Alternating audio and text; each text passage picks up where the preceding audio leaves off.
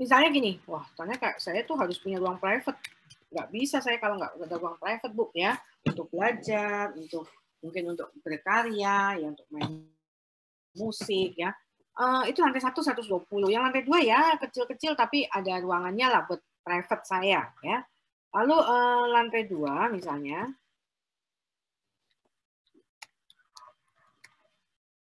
90 meter persegi, ini lantai 2. Ya. Nah, ini hati-hati loh ya. Yang gini, jadi menghitungnya itu bukan menghitung di lantai 1 aja, tapi lantai 1 dan lantai 2.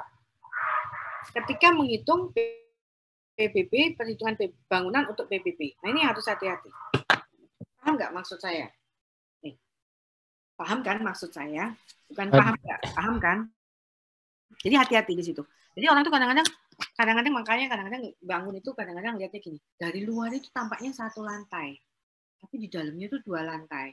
Jadi dari luar nggak kelihatan. Nah, kayak gitu ya. Ya memang kadang-kadang di cross check sih. PBB itu masuk ke pajak apa? Pajak pusat atau pajak daerah? Kalau menurut ini yang kamu pahami tadi. Nah, daerah kan.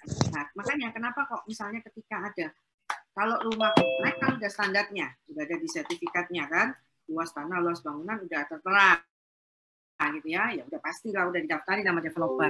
Lalu kan dalam perkembangannya kan kadang-kadang yang menempati rumah itu kan, wah kayaknya saya ya tadi tuh 1 lantai, kayaknya perlu 1 lantai lagi deh untuk ruang belajar atau ruang ini. Cuman nggak usah kelihatan dari depan, ya.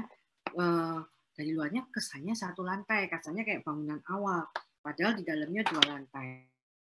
Nah, kayak gitu. Yang benar sih mungkin dari depan memang nggak kelihatan, karena kan kadang-kadang disidak ketika kita melakukan pembangunan rumah, gitu ya, renovasi atau bangunan itu biasanya orang pajak akan datang.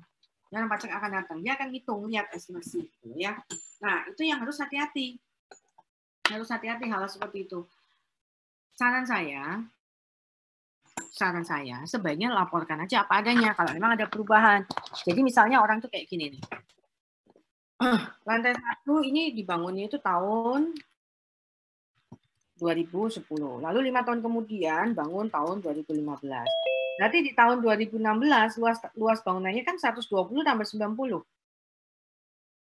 di 2016. Jadi jangan laporkan cuma 120 aja, 120 tambah 90. Nah, itu cara ngitungnya.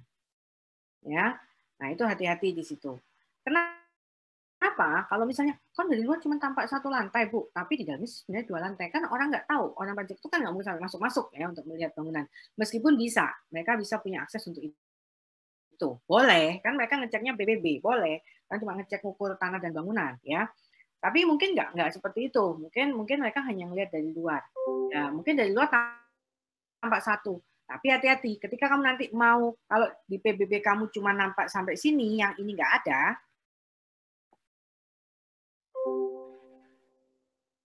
yang ini nggak nampak, ya, maka ketika saya tanya, berarti kan kalau ini kan berarti kan misalnya ini anggap aja harga tanah di NJOP ya, tadi dibilang oleh Deborah ya. NJOP itu misalnya per meternya ini adalah 1 juta.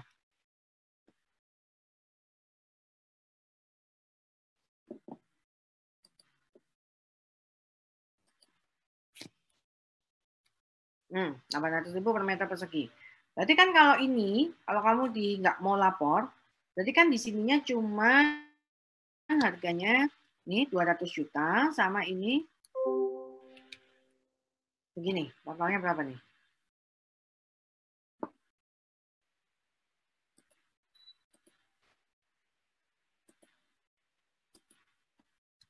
Nih, 296 juta. Padahal realnya kamu bisa dapat berapa?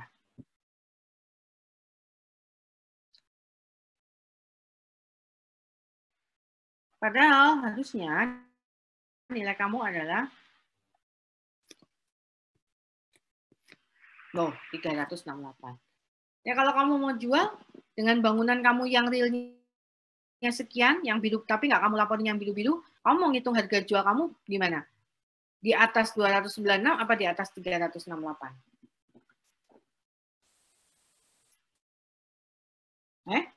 Di atas 296 apa di atas 368? Di atas 368, Bu, kalau mau jual. Iya. Benar kan? Nah, kalau kamu di NJOP PBB-nya cuma 296, ya yang membeli ya udah kalau gitu saya bayar segini aja dong. Ini udah bagus dong. Lebihnya hampir separuh. Ya kan? Padahal ya kamu ya nggak mau lah. Orang nilainya harusnya 368 itu PBB-nya doang. Selisihnya 72 juta loh. Benar nggak? Ya kan? Nah, jadi makanya saya bilang mendingan menyajikan aja apa adanya. Karena kalau enggak, ketika kita mau transaksi jual beli, kita mau jual kita rugi. Karena orang itu akan beli di atas harga NJOP, benar, di atas harga PBB, tapi kan juga ada range-nya. Kalau kamu PBB-nya nilainya sekian, ya orang maunya 310 udah bagus, 320 bagus. Padahal realnya nilainya berapa? PBB-nya harusnya 368. Ya. Nah, itu konsepnya. Jelas sampai sini? Jelas? Jelas, Bu. Ya. Nah, oke.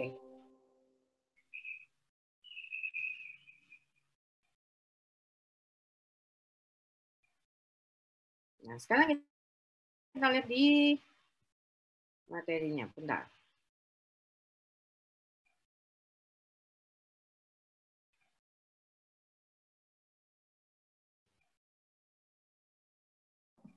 Bu, kalau di SPPT PBB-nya dia tulisnya 25 lantai, padahal sebenarnya masih 20 lantai nih. Nah, wajib pajaknya itu bisa ngajuin keberatan atau pengurangan pajak? Enggak. Nah, ini ada konsepnya.